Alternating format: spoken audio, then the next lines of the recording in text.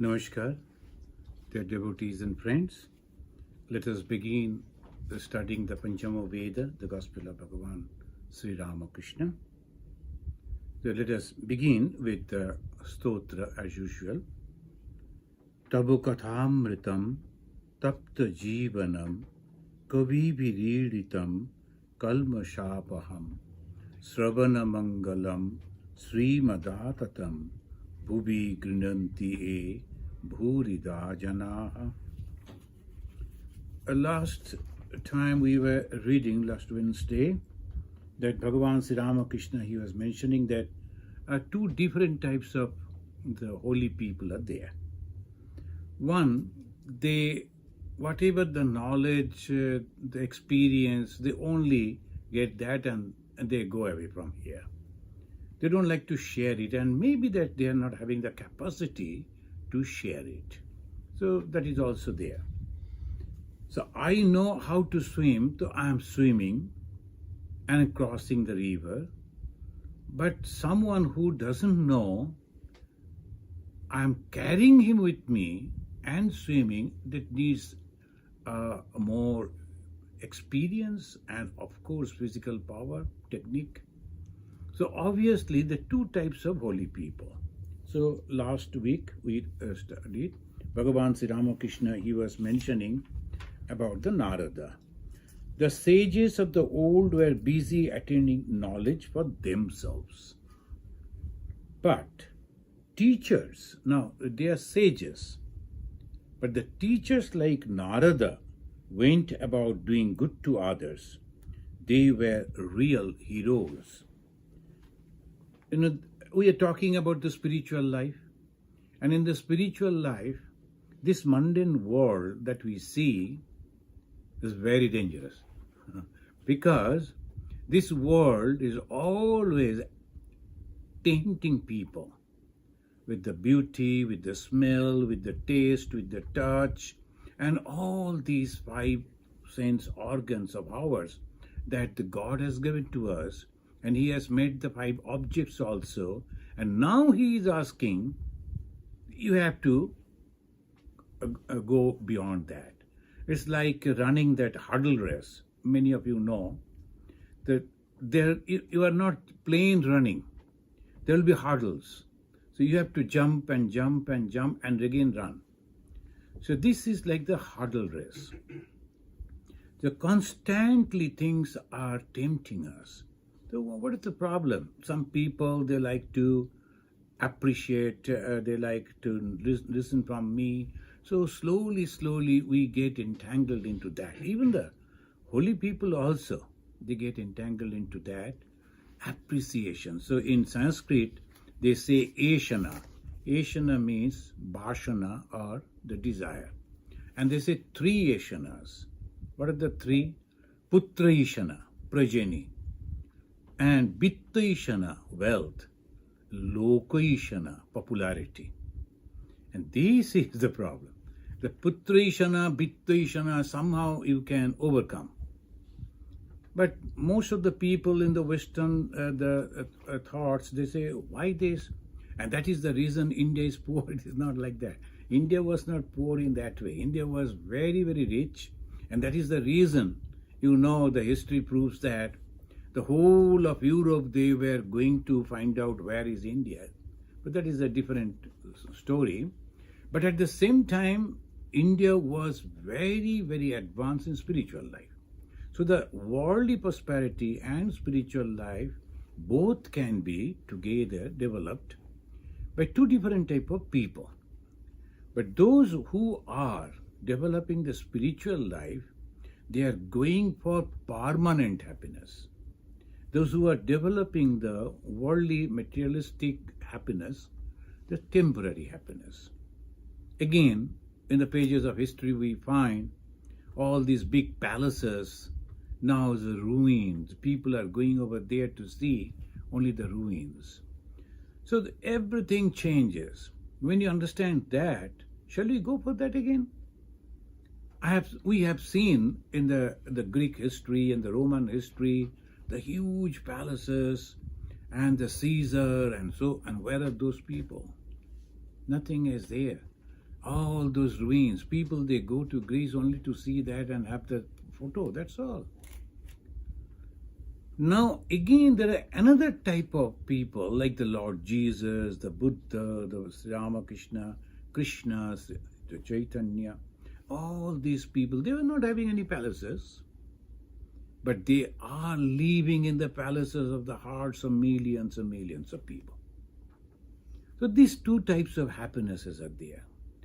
Existences are there. So therefore, the India, they understood this temporariness. But as long as the body is there, we need some comfort. So they've developed the worldly comforts also. The food, the shelter, and other securities, everything was there. At the same time, not much of importance on that.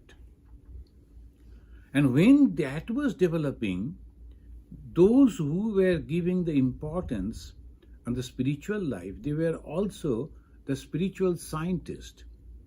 So they were going on analyzing what is happening, why we are unhappy, and they were finding out the sources. And finally, they understood too much of attachment to this worldly life. Attachment to this worldly life. You are living a life, there's no problem.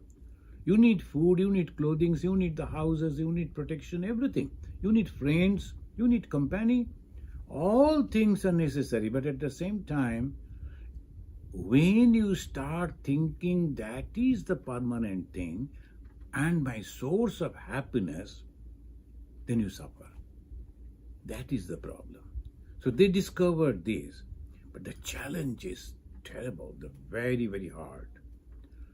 I am going out and loving people, getting attached to them, and then again I am stepping back and telling thank you, no more.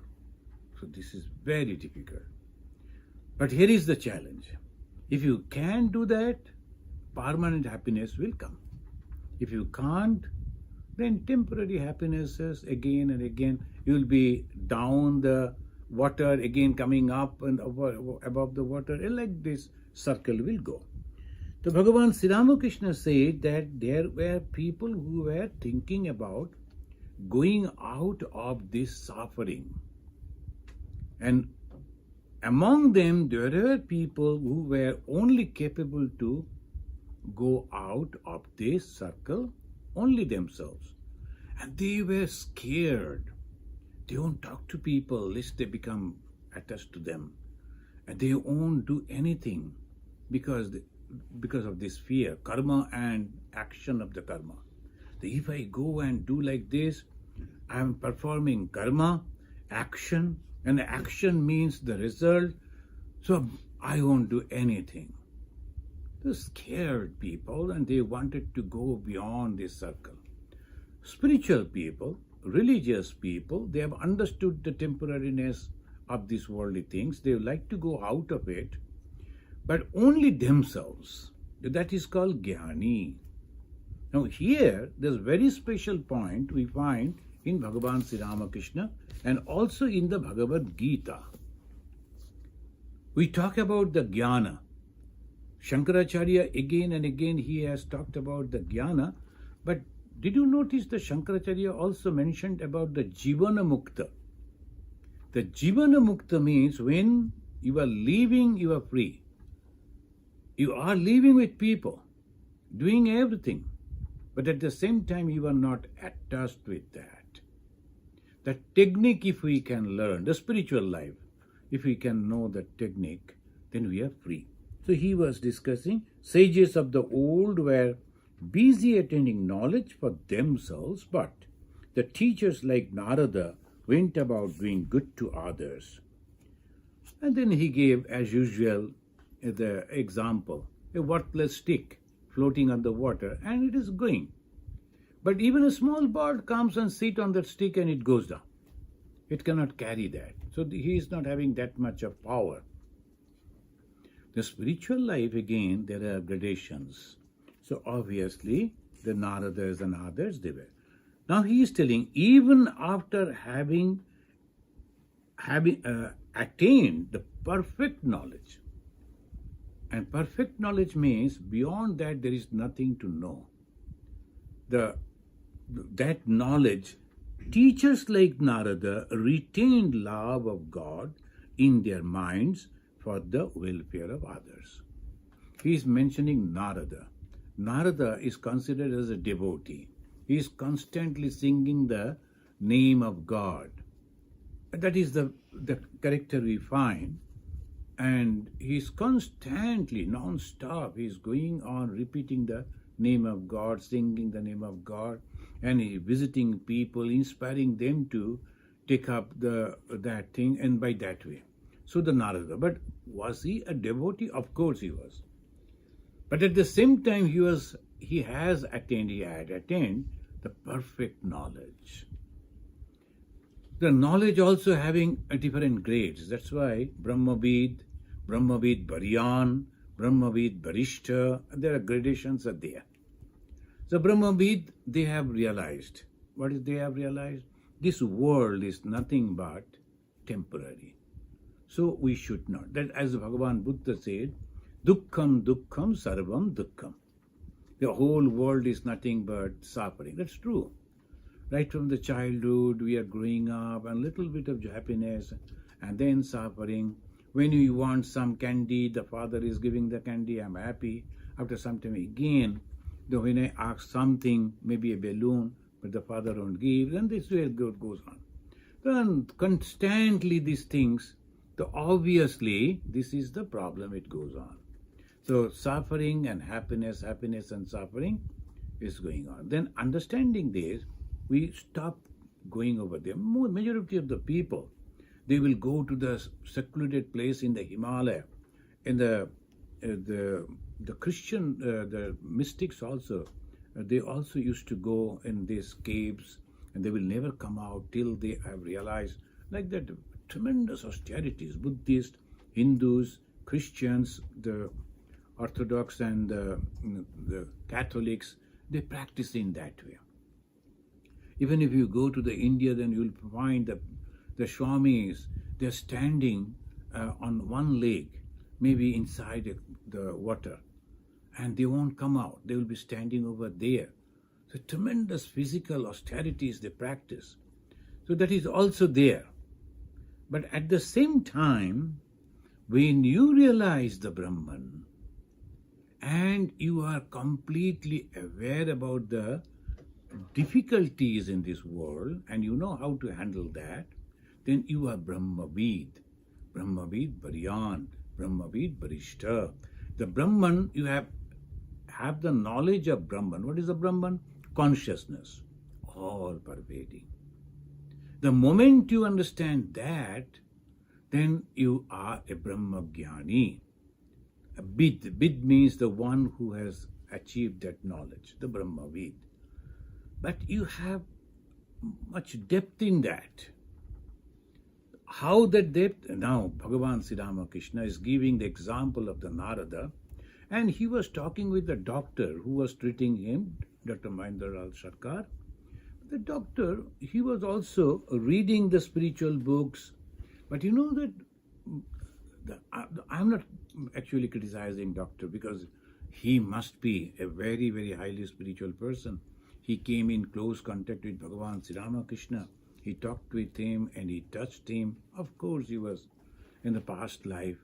And he was a Mukta Purusha. He was a liberated soul. Only came in that drama, that Sri Ramakrishna, as a man in God, that he was having that. But this doctor was not understanding clearly. So he is mentioning, Jnana makes a man speechless. He closes his eyes and shed tears. Then he needs bhakti. Again, the Sri Ramakrishna. Bhakti may be compared as a oman who has access to the inner court of the house. Jnana can go only as far as the outer rooms. We have to understand this particular sentence. Bhakti goes deeper, but the jnana, they know and they stop over there. They cannot go inside.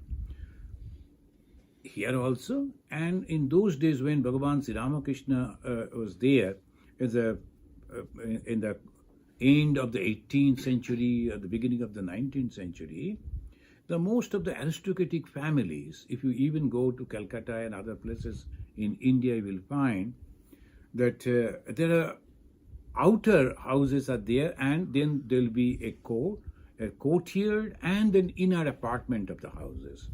In the inner apartment, only the women they used to stay, and the outsiders were not allowed to go over there. If they like to meet the people, the male members of the family, they used to come and sit outside. So the big courtyards were there. So giving that example, Jnana is like an outsider person. He is coming, entered into the house, but sitting in that room only. But he cannot go inside. In the living room, you are there, that's all. But you cannot cross the courtyard unless the owner of the house is taking you there. But a woman were allowed. When a lady is coming, you better go, because other ladies are there. You can go inside and you can talk with them. They were allowed. So this is the social picture. If we know the social condition, if we know, you'll understand this sentence. Nowadays, it is all one-room apartment and then the apartment. The moment you enter, you are inside the room. You see everything. And maybe a little bigger houses, there are some bedrooms and separate and all that, but still you are inside. But in those days, the rich people, aristocratic people, they used to have the palatial buildings. So obviously, he is giving that example. I'm mentioning this because majority of us, we don't know, the modern people, they don't know what type of, even the ordinary people, a doctor and someone, they were having that type of buildings. They were rich people, aristocratic people, and these two apartments according to the social system, it was there.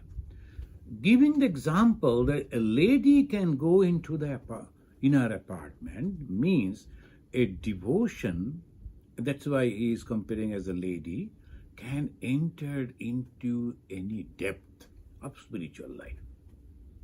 But the knowledge is like a mill, and he can go into the external apartment, and then that much. I know that person. I have visited his house. That much knowledge is there. I know what is Brahman. I know the Brahman is all-pervading consciousness. That much I know. But I don't know the other part of it. That is, according to Bhagavan Sri Ramakrishna, Vijnana. Jnana, Vijnana. Jnana means knowledge. But going into the depth of that knowledge is called Vijnana. And in the Bhagavad Gita also we find that. So again and again. You know that when Swami Vivekananda, the young man, he used to come to Sri Ramakrishna, and spiritual life means what? Meditation. The people, even today, everybody very much interested about meditation.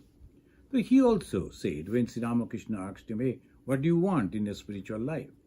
He said, I like to go into deep meditation, into samadhi, forgetting the body, the mind, and the external world. And that is the place of joy. I should remain over there. But only to keep up the body, I should come up. I will get awake and eat, drink, and then go again into that meditation. I don't have any connection with this world. Usually people, they always, the spiritual people, but following the Hindu traditions, they always like to practice that, meditation. But look at it. His guru, Bhagavan Sri Ramakrishna, he rebuked him. Are you so selfish? You like to just get your own joy and go away from here? Look at the people, they're all suffering. Won't you go out and tell them? Don't you have that much courage? That I have seen God, I have touched God, I have the knowledge of God, I have seen God in everything. Then why you are afraid of the world? World cannot do anything. That is called Vijnana. Then he said, no, that is a very lower grade of knowledge. I will take you to much, much higher grade. And you will see God in every being. He mentioned, if you can see God by closing your eyes, God means all-pervading consciousness, remember, all pervading, that means everywhere. Can't you see that same consciousness, God, in other beings? Who are they then? If the God is the only substance, if God is the only one from where everything has come, obviously everything is nothing but the projection of the same God. Why don't you understand that? And why are you afraid of that? Why do you think that you will be attracted and attached and bound by that? Because your knowledge, you know that fire burns. And whether it is a lamp or a big fire, it doesn't matter. Fire means it can burn, so I have to be careful. This world with its name and form can always attract me. But I know that is all very, very temporary. It is not the real thing. Why don't you understand that? You know, friends, sometimes when you see the elderly heroes and heroines of when we were young, these people were the very famous heroes and heroines, and we used to dream in your younger days, oh, they're so happy. Now when they come, oh my God, they cannot even walk, they cannot do. That man who used to fight with 15 other people and so muscular body, and now what is... So these things always changes. The beautiful lady, now very... And we knew that one, who was very, very famous actress, and when she retired, she never came out because the image of her youthful that she never came out to the other. Why? Afraid the people should remember her, that physical beauty not present. So this body, it changes. And property, money, wealth, name, fame, all changes. If we understand that, why should we be attracted? And when you are confirmed about that, you can go anywhere. That is called Vijnana. When some people are not understanding it, you can tell, oh, this is the way you can do. There's sometimes some people, and sometimes we observe that the safaris, the African safaris, and the one person, he's a guy taking the people, the tourists, to the different places, and there were huge crocodiles and the other in the underwater, all the beasts, and he knew that if you are walking through this, only the little water is there, but they won't be able to catch you. So he was going on, coming back and taking the tourist with him, and again coming back, because he knew that, okay, that the crocodile is there, and that we can, the hippopotamuses are there, but they won't be able to come up to this. That was his knowledge, and he was confirmed of that. So he was going up and down and helping the people to cross. Naradas, as Bhagavan Sri Ramakrishna is mentioning, but like that. So they know that this thing is not going to harm me. But those who are there, afraid of them, I can go and take them, holding their hands, I can take them crossing the river. So that's called Bhava Samsara. This Samsara, this Bhava, and is compared with the ocean. So you have to cross it, and you need someone. So these Naradas and others, how they are helping them and why they are helping them. How they are helping them? Because they know one has become many. So when they see all other things, they also know they are nothing but the same God manifesting in that way and just having some type of drama, very pure drama. So obviously they were not afraid at all. We don't know, so we are afraid. But the Narada knows, even the crocodile and all the hippopotamuses and all others, nothing. And the people who are afraid, they are also the same. So they are going in that way. And at the same time, why they are doing it? Because of the devotion. Here, this is the word, the devotion, the bhakti. after the jnana bhakti. Why bhakti? Oh, God in that human form is suffering. So I should take them over there. So when Bhagavan Sri Ramakrishna is mentioning that it is bhakti that takes you to the inner apartment, the doctor is commenting, all women are not allowed to enter into the inner court. Almost sometimes some ladies who are not of good name, fame, so obviously they are not allowed. So he is mentioning that. But he is not understanding, and he is giving the other type of argument. Bhagavan Sri Ramakrishna is mentioning the woman means as a devotion which goes deeper, and knowledge, it goes only outer, that much. And the Sri Ramakrishna, a man may not know the right path, but if he has the bhakti and the desire to know God, then he attains him through the force of sheer bhakti. This is a unique way he is teaching. Sometimes we feel that particularly those in present day, most of the people, they read sciences, and science means analysis. And in devotion, they first think you must believe it. And that is the thing they cannot accept. They say, why should I have to believe? Why not? There's some analysis. Why I should have to do that? So obviously they understand better the Jnana Marga. They understand through Jnana, no doubt. We are that Brahman, we are the consciousness. Then immediately the Vedanta will give them, yes, you need not to believe. See the three stages, Jagrat, Shapna, Shushupti, your waking stage, dream stage, and dreamless sleep stage. In the dreamless sleep stage, your body and mind are absent. Only consciousness is remaining. And that consciousness we are talking about. So that consciousness is there. Because of that only, consciousness only, you are happy. Because pure consciousness is nothing but pure happiness. Like that. The Vedanta always give the argument. They understand it better. But after that what? The happiness, the joy, it never comes if there is no devotion. And what is the devotion? Now I see that same consciousness has become the God. And that is playing in different forms everywhere.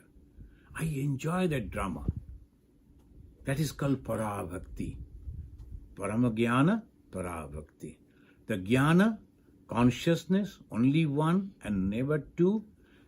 And then Parabhakti, that one has become many. So I enjoy that also. So that is the way that he is thinking, he is mentioning. So here also we find that the Adhyatma Jnana, Adhyatma Shastra. Adhyatma Shastra means that scripture that teaches us about the knowledge. Adhyatma means this, who am I? Am I this body? Am I this mind? So that is called Adhyatma. And then Bhagavata Shastra.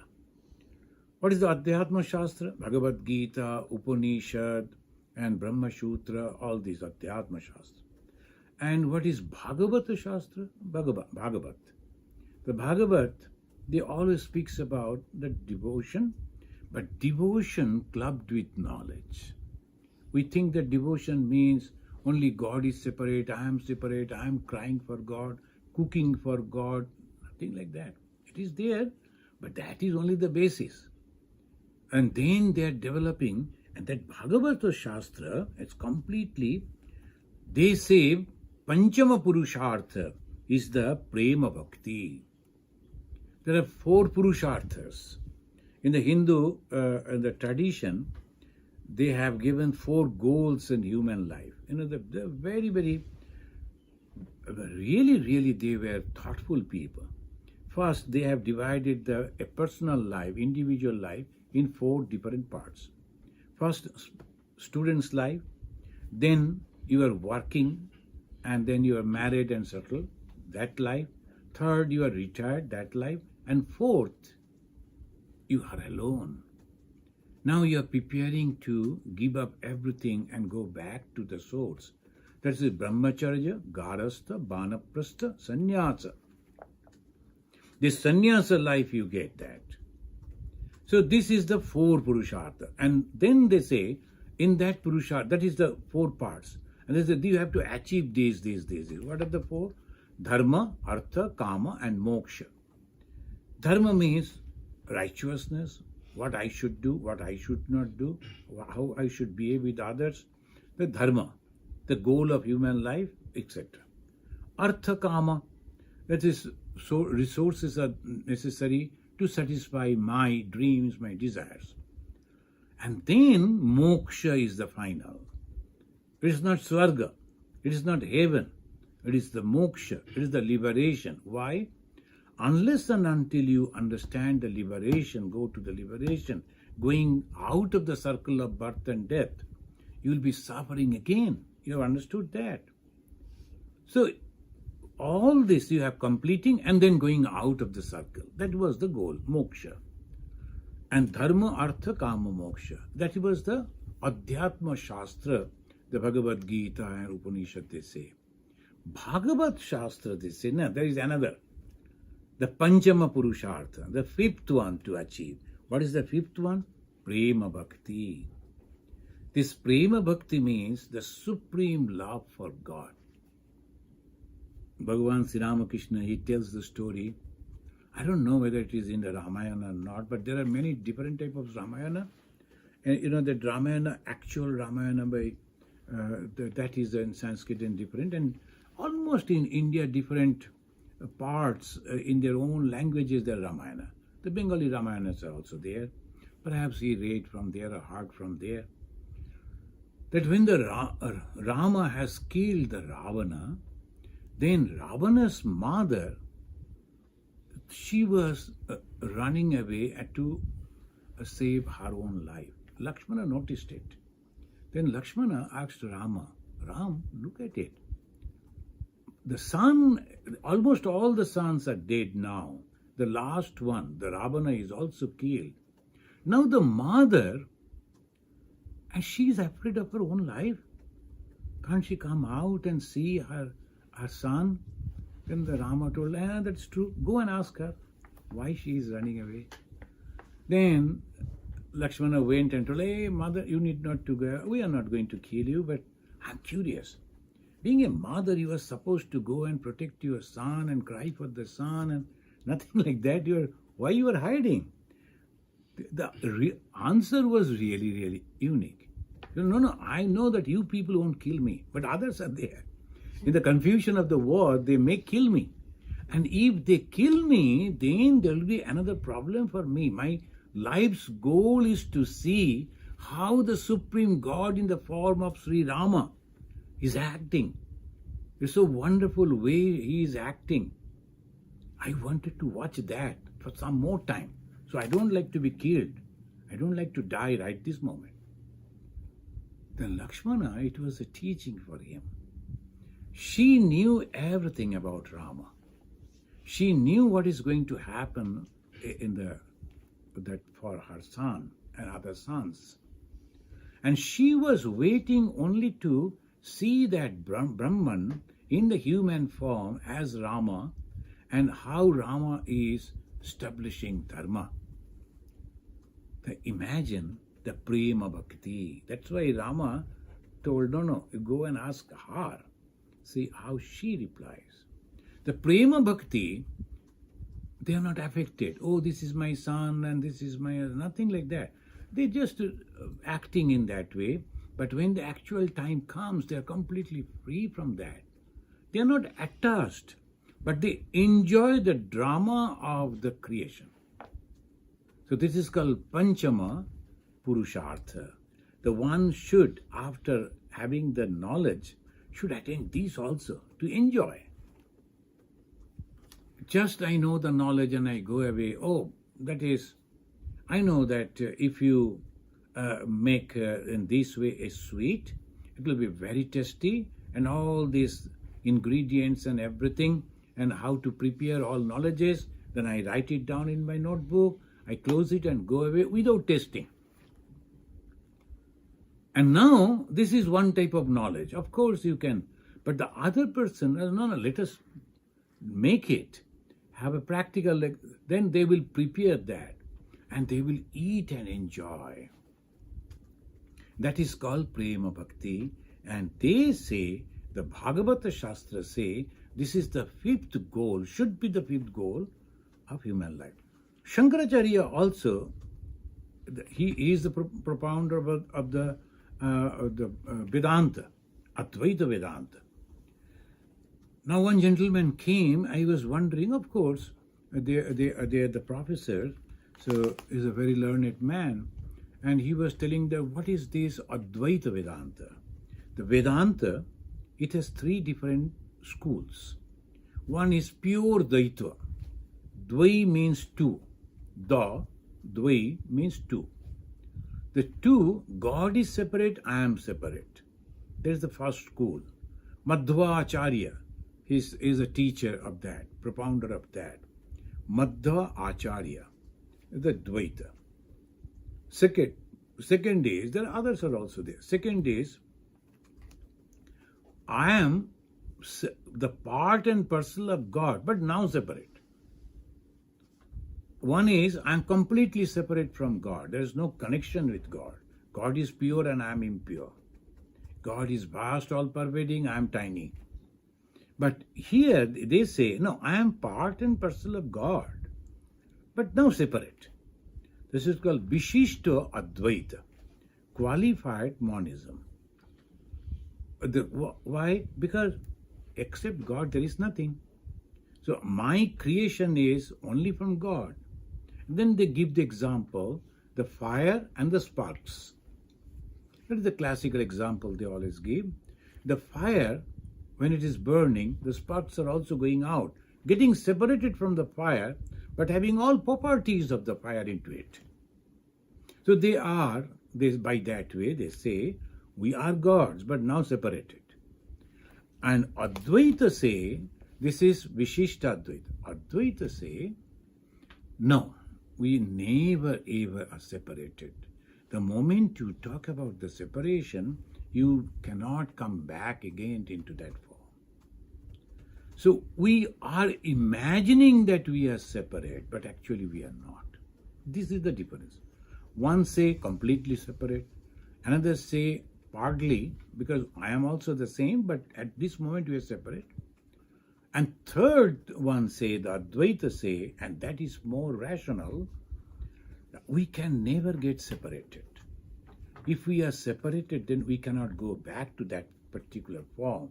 Like from the milk, if you prepare the yogurt cannot go back to the milk form. So obviously that way you have to understand, that is Advaita. So in modern days, Shankaracharya's Advaita Vedanta, but Bhagavan Sri Ramakrishna came, of course he is an Advaitin, but at the same time, one step ahead of it, as the Shankara said, Shankaracharya, Jivan Mukti Sukha Prapti Hetave Janmadharitam. Bhagavan Sri Ramakrishna also said, yes. You should also see that same God everywhere. Friends, this is a very, very important point.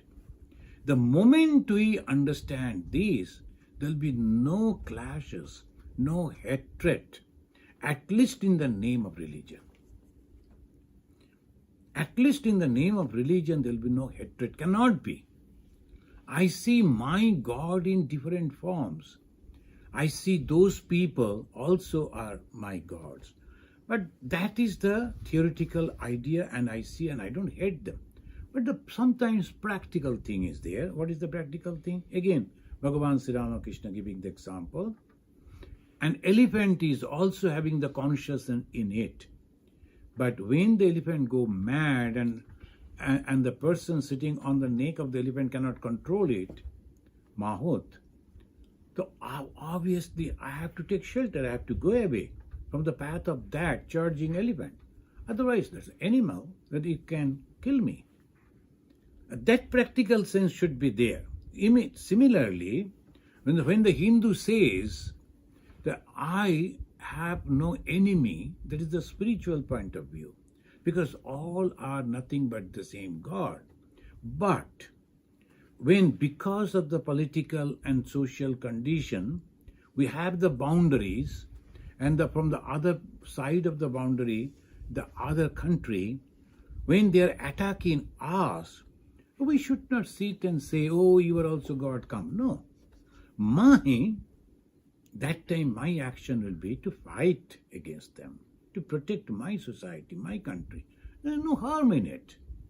But that doesn't mean I have to go on hating them. This too, if we understand, hatred is one point. But when, according to the situation, I am acting, that I can always do that. I must do that. The Bhagavan Sri Ramakrishna is mentioning Apo Narayana. It's very practical. Apo means water, and that is the Narayana. And that's why the Hindus, they always used to keep the water very purified.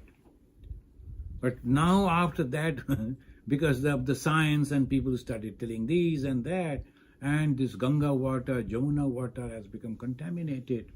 No, previously they will never do it. Even when they are going to bathe into it, they will first touch the water and then they will pay respect, honor and offer pranam. Then only they will go to take a dip. They will never throw anything into that water. Why? It is Narayana, it is God. And because it is saving our life. Without water we cannot survive. So this is the Narayana. This is the God, Supreme God. We must be very careful about that. But the dirty water, can we drink that? Can we use it for our worship?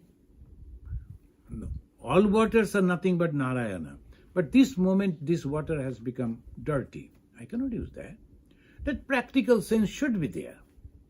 The impracticality, if we mix it with the philosophy, that is a sheer foolishness. So that is why Bhagavan Sri Ramakrishna trying to mention over here that Jnana and Vijnana. What is that Vijnana? Even after perfect knowledge, teachers like Narada retain love of God in their minds for the welfare of others. For the welfare of others. Of course, at the time of Shankaracharya, there was no such questions. Because all people were well-off people. And the kings, they were just kings. They were looking after their subjects properly. Because all were afraid that they should not do anything irreligious. So they were very much concerned about their own duties, and everyone was performing their own duties. The kings were careful about that too, administrators. So people were happy. So no question of helping others and all that was there at the time of Shankara. It is 700 and after BC. And this is the way when we talk, we see that he talks about the Bhagavan Sri Ramakrishna when he is mentioning others, because slowly economical, social condition changes, then some people need help, a different type of help, maybe education, maybe healthcare, maybe economical help. How we are helping them? Out of compassion? Of course, many people are doing out of compassion. And out of compulsion also some people are doing, because of the government. They have made a rule that if you are making a profit this much, all these business houses, you have to give a little money, a portion of it, maybe this percentage, for the development of the society. So compulsion, not that we like to spend it, but as because the law, so they are spending it for the development. Some people out of emotion, compassion, but some with a spiritual purpose. What is that spiritual purpose? My God, whom I am worshipping in the shrine, in the temple, in the churches, in the synagogues, that same God is there, out over there, in the form of poor, form of downtrodden, form of illiterate. That this is a beautiful, that God is there in these forms. And that knowledge is called Vijnana. I see God inside my heart. I see God within my shrine and temple, but I see the same God everywhere. So that is called the Vijnana. In the Bhagavata, it is also mentioning Atma Ramascha Munaya, and not the whole words. Atma Rama. Atma Rama means those who have already realized that Atman, and Rama means happy. Ramayati iti Rama. What is the meaning of the word Rama? That which gives us joy. So after realization of the Atman, one who is enjoying that, that person also is a realized soul. And ahituking bhaktim iti attadbhuta guna harihi. What they do? They love God. Because they like to see that. Sometimes in they call it that a meditation, but you are imagining. You are imagining that we are sitting in America, but we love Belur Math. It's a holy place for us. So in morning, if we are going, all the monks are also visiting different temples. After attending the morning prayer from the main shrine of Bhagavan Sri Ramakrishna, you are going down, that is the Ganga flowing, and the cool breeze and the green field. So many monks here and there. And you go to the mother's the temple, you offer pranam to Swamiji's temple. Those who know that, they do it. But physically not. Mentally we are going. And we are getting great joy. And similarly, after realization of the Atman, when we see that same Atman manifesting everywhere, and we see joy in that exactly in the Bhagavata they say, they love to see God in every being and His actions. Father, he has become grandfather, and his grandchildren are playing outside. Maybe sons, the children, and the daughters' children, maybe 4 or 5 of them, all kids, they are playing outside. Some are falling, some are doing this. And the grandfather sitting in a chair, and they are looking and enjoying it. Why he loves them? Because they are my own Atman, my own flesh and blood. Now through my son and daughter, they are. Isn't it? In the household life, we see that they enjoy the company of the grandchildren. Why? Because they are my own. The same way, if from the outsiders, from the neighbors, some children come and play, maybe because of the children, and sometimes, hey, enough, go. They'll say, go, it is okay. Because they are not my own. That is the reason, friends, if we feel my God, the Krishna or Rama or Jesus or whoever, that is manifesting in all these. So how you will feel? Like the grandpa enjoying the grandchildren's the play. So like that, it's my own. And what will happen? You cannot criticize them. That's why Ma Sharadamani Devi, those who have read the biography, you know that. She said, this world is not separate from you. It is your own. Jagat tomar apnar. In Bengali she said, this world is your own. How can you criticize them? It's your own. So it says in the Mahabharata, Shanti Parva also it says, Yasmin Sarvam, Yata Sarvam, Yah Sarvam, Sarvascha Yaha. See, Sarva. Sarva means all. That from where everything has come, in whom everything is retaining, which is everything, Sarva Mayo Nityam, who is of the container of everything, the holder of everything, and Nityam, eternal. When you see the Sarva, all these manifested world, temporary. But here only one word is mentioning Nityam. Nityam means eternal. But that is all eternal. All these things that I see, it is eternal. And Tashmai, to him, and who is that? Sarva Atmane. Atmana, that means the consciousness, in all different names and forms, I bow down. I bow down to that consciousness which is the source of every creation, which is the retainer of all that has been created, which is the main source into which everything will go back, and He is the embodiment of everything, but He is eternal. I bow down to Him. Mahabharata. The Mahabharata is a history, but at the same time, our history is also a spiritual book. That is the reason sometimes the Western scholars could not understand the India, the Hinduism particularly.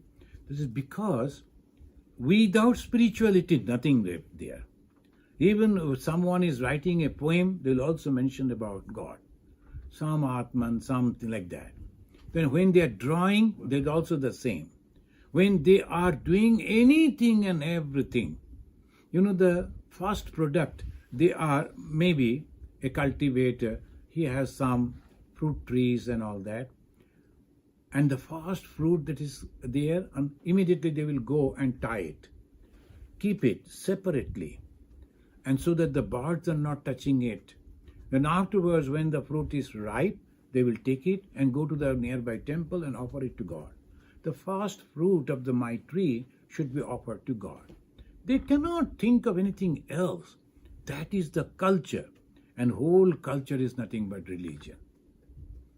Everything is nothing but religion. Before the birth, and when they are in the womb of the mother, and after the birth, whole life is religion. That's why one of the great, the soul of India, Aurobindo Ghosh, Rishi Aurobindo, he mentioned Hinduism is not a religion, it's a way of life. They live like that. It is not a do's and don'ts list. Sometimes people don't understand, it is not a religion. It is, of course. It is a religion. There are some things are there that you must have to practice. You should not perform. That is there, as all religions. But what he meant, that we live, we grow, we survive into that religion. The every day is nothing but religion. So Hinduism is not a religion, but it's a way of life. Just that. Why? Because the moment you are 6 years, you go to the Guru Griha and start learning that you are a human being, you are not an animal. So obviously you have to develop this type of qualities. And religion is nothing but developing the qualities. And that is the way Bhagavan Sri Ramakrishna is mentioning, that after the jnana, you must be Vijnani. The Parama Jnana, the supreme knowledge, Para Bhakti, the supreme devotion are one. It is not separate.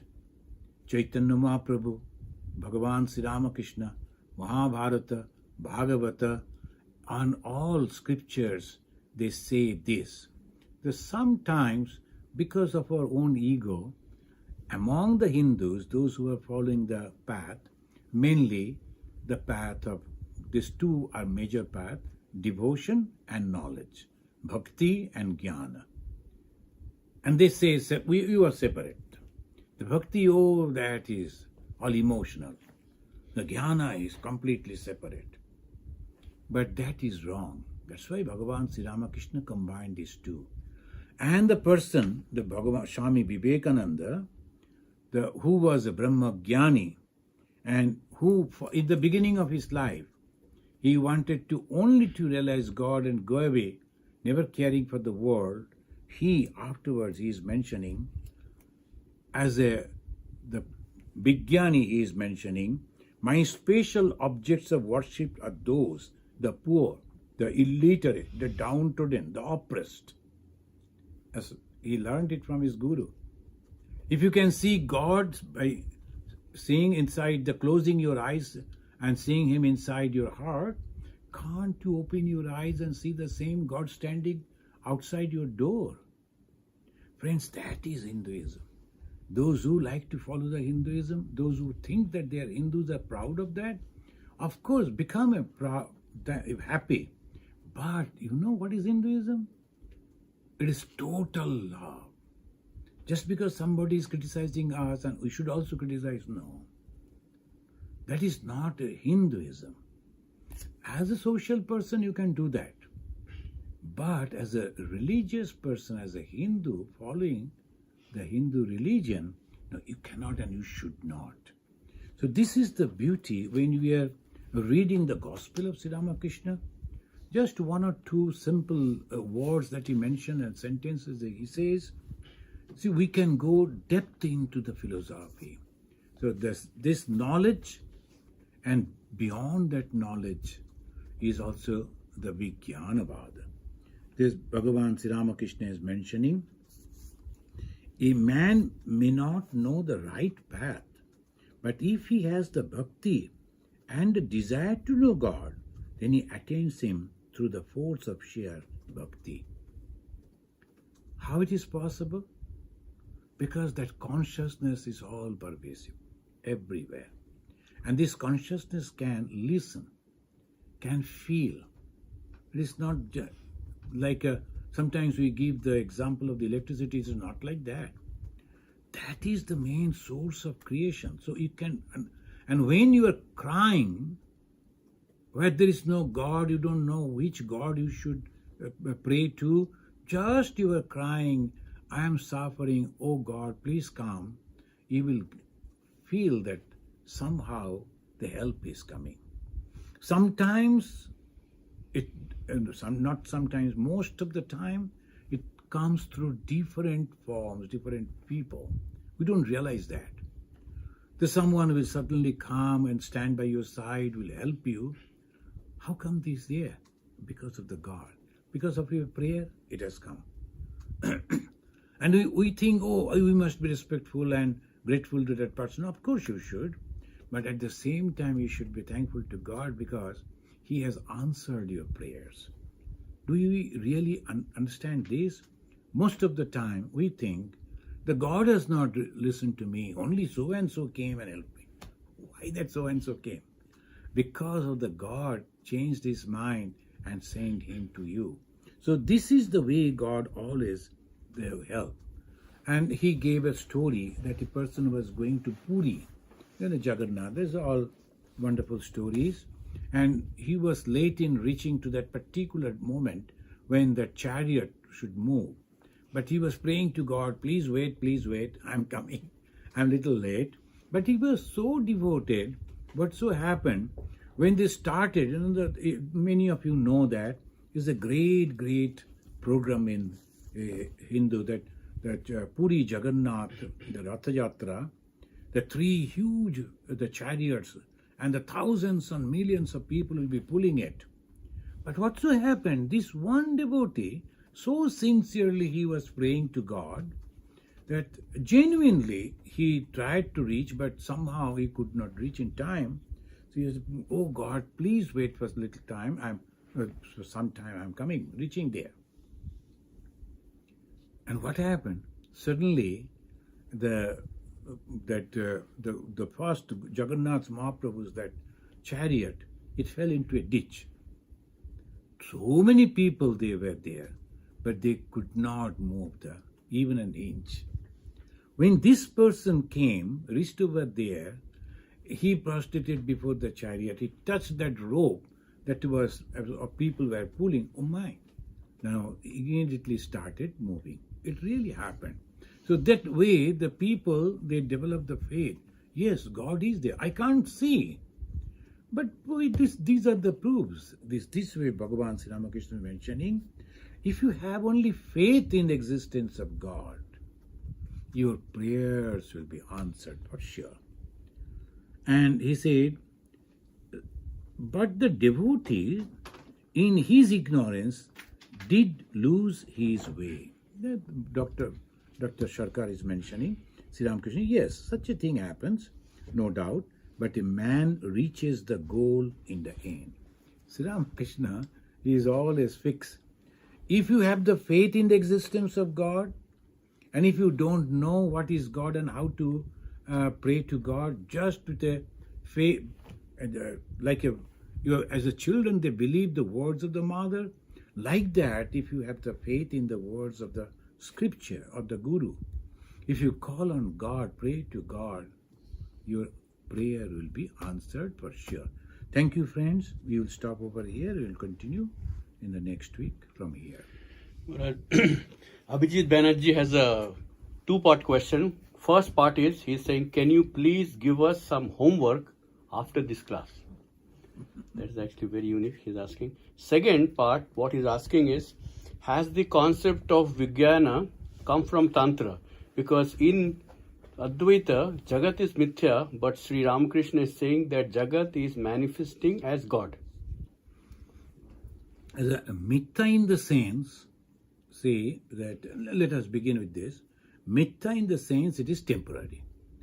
Shankaracharya also, as I again and again I was mentioning, that Jivan Mukta condition means you are living but not attached to these worldly things. Jivan Mukti Sukha Prapti Hetave Janma Dharitam. The human birth only for that you should enjoy this world. Why he said that? You should enjoy this world. How? The worldly people? No. Because you see the same consciousness pervading in everything, and so many different things are happening. And at that time, you will see that apparently it is very terrible things are happening. But in reality, it is nothing like that. You know, when we were children, we used to go to see the Tarzan movies, and sometimes I myself used to stand up and shout, because a tiger is just trying to pounce on Tarzan. And Tarzan was not aware the tiger is slowly, stealthily approaching Tarzan. So I was a little boy, so I shouted, hey Tarzan. So everybody said, hey, you see. Tarzan knows. Don't shout. Tarzan knows what is happening. Because there are people who are actually shooting. So many people. But anyway, when you look at the world and you think, oh my God, so terrible things are happening. But when you go above this, you see nothing like the movie. Same way you enjoy. So we cannot say that it has come from Tantra. Tantra, as Bhagavan Sri Ramakrishna practice, Tantra says that it is the power. But that is a different discussion. The Tantra is different. It is in the Vedanta. And Bhagavan Sri Ramakrishna emphasized on this, and in the Bhagavad Gita is also it is there, that Parama Purusha, that is also there. So the conception was already there. Sri Ramakrishna is giving the emphasis on that. So what happened, in those days, it became the don't touchism. It became the religion. Oh, I am a Brahmin, don't touch me. And this is a holy place, a temple, you should not come in. So who are these people? One person who is maybe cleaning the street and sweeping the floor, he is also a human being. And one who is going inside and offering the flower, also a human being. What is the difference? But anyway, it is social condition it happened. Sri Ramakrishna is trying to break that and bringing the real fervor of the religion, that everything is nothing but manifestation of the consciousness. About the homework that you are telling, that we have to go on taking the name of God regularly and try to see that God manifested in different beings. It is possible if you go on reading the book, because constant support, mental support is necessary. So read the Gospel of Sri Ramakrishna or the Kathamrita, and many different languages are there. So at least 2-3 pages every day. And whenever you see some people are suffering, try to feel that your God is there and He needs your puja, your service there. Thank you. So there's a YouTube user SM. He's asking, how can one have concerns for worldly duties, community and family to perform one's dharma while being detached to the fruits of the karma? Is it hypocrisy to ask for bhakti and help in worldly life? Oh, no. This is not the hypocrisy. When we believe that God is my father, God is my mother, where I will go? So anything that I am actually giving the answer of your end part of your question. So when I am devoted to God and I need something, where I will go? And surely I will go to God. Now, Bhagavan Sri Ramakrishna himself, what he wanted some pure devotee. So where he went, we went to the goddess Ma Kali and told, Mother, send some pure-hearted people so that I like to talk to them. And actually he wanted to organize that Ramakrishna, the movement. So for everything he is going to the Divine Mother and praying. We also, where we will go? I have some problem in my office. Where I will go? I will go to my shrine and talk to the Mother and to some Sri Ramakrishna, Swami Vivekananda. These are the problem I am trying to solve in this way. I think I am right in my own way, but these people are not understanding me. Please remove all these problems. So this is not hypocrisy. This is total faith and belief that God is so close to me. Like my father, like my mother, like my very close one. So praying to God for worldly things is not the hypocrisy. Of course, we should not pray that I should be only rich, successful, and let others suffer. No, that should not be. This is one. And what was the first part, beginning? Well, first part is how can have concerns for worldly duties, community, family. Yes. That is in the Bhagavad Gita. It very clearly mentioned about Swadharma. The Swadharma, whatever the responsibility that you have taken up, that you must perform. I went to Minneapolis, and in the talk I was mentioning, because I saw the one English movie, and there really I liked that particular thing. The two friends, the one is in the army, and he was posted into Middle East. Some action was going on, and another friend, he went to the church to marry. So obviously he called him, and he received the phone call and said, "Hey, where are you? I'm going to marry you. Want to come and join?" When he said, "Where are you?"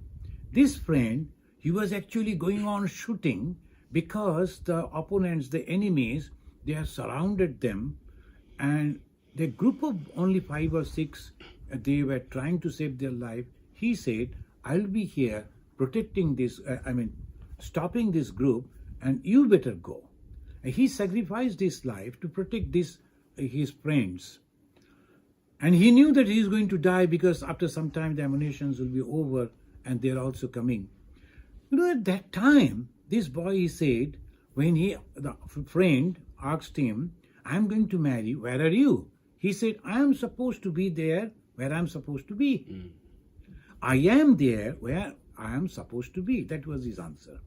I am there where I am supposed to be. As a soldier, I have to be in the warfield because I have got the order. No repentance. "Oh my God, a friend is so happy, I am dying, I'll be killed by these people." No. So that is called Sadharma. So when you have accepted some responsibility, no repentance. This is my problem, this I am going to solve. Maybe others are in different way, they are happy, let them be. But this life, this responsibility, this I am going to perform, I am going to perform perfectly. You are a religious man. So that Swadharma, that's why Bhagavan Sri Krishna said, "Swadharme nidhanam sreya." Even it is better to die performing one's own duty than to follow some others.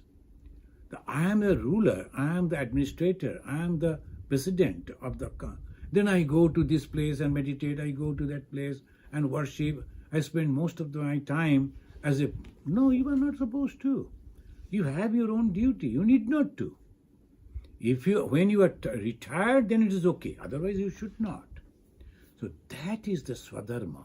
That Swadharma one should follow. Thank you.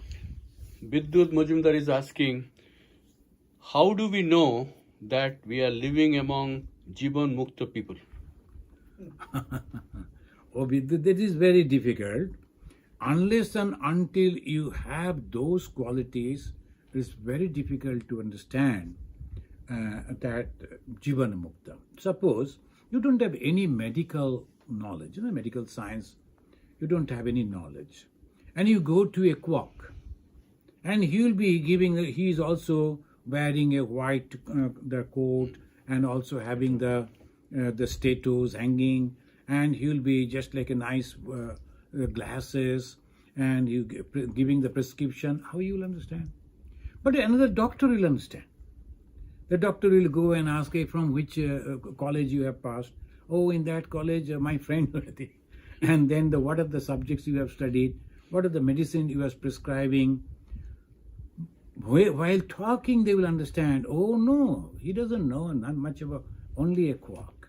So you have to have the basic knowledge of spirituality, then only you can understand.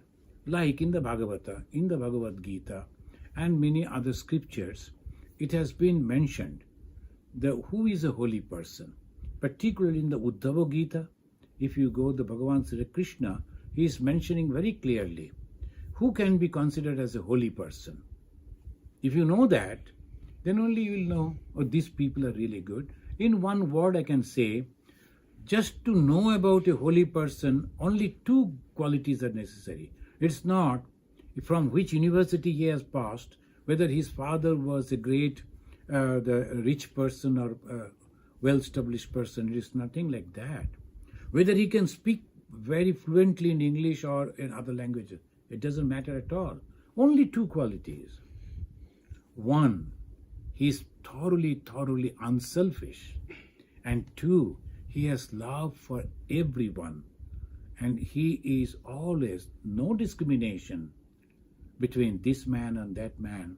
That love and unselfishness, if he is having, he is a holy person. Thank you. The next question is from S.P.M. Mukherjee. Mukherjee Babu is asking, what is the relationship between Sankalpa, Maya, and past, present karma? Does Sankalpa make someone more bound to the worldly things and prevent from engaging in one's duty as God's work? The Sankalpa means the oath, Sankalpa means oath. Every new year, what we used to do as a students, then we used to take the oath.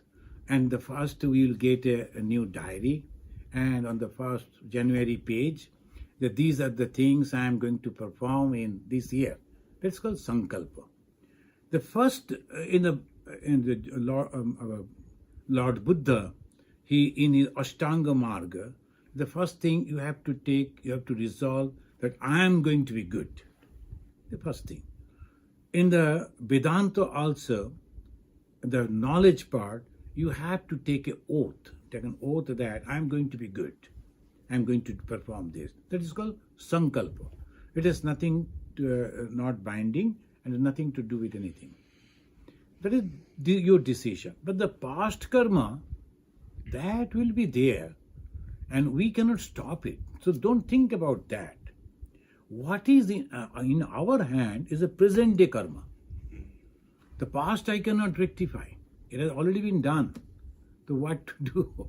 So obviously, the present only I can control. That's what Swami Vivekananda said. Think about your present. Now it is under my control.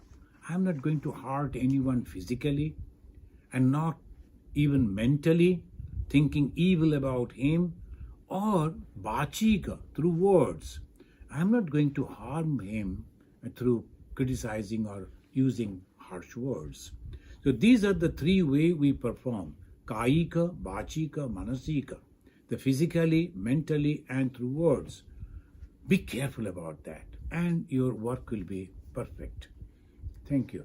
Thank you, friends. Wonderful questions, and thank you for listening to the talk carefully. So let us conclude with this pranam mantra. Niranjanam nityam anantarupam bhaktanukampa dhrita vigraham vai Ishavataram parameshamidhyam tam Ramakrishnam Shirasa namamaha.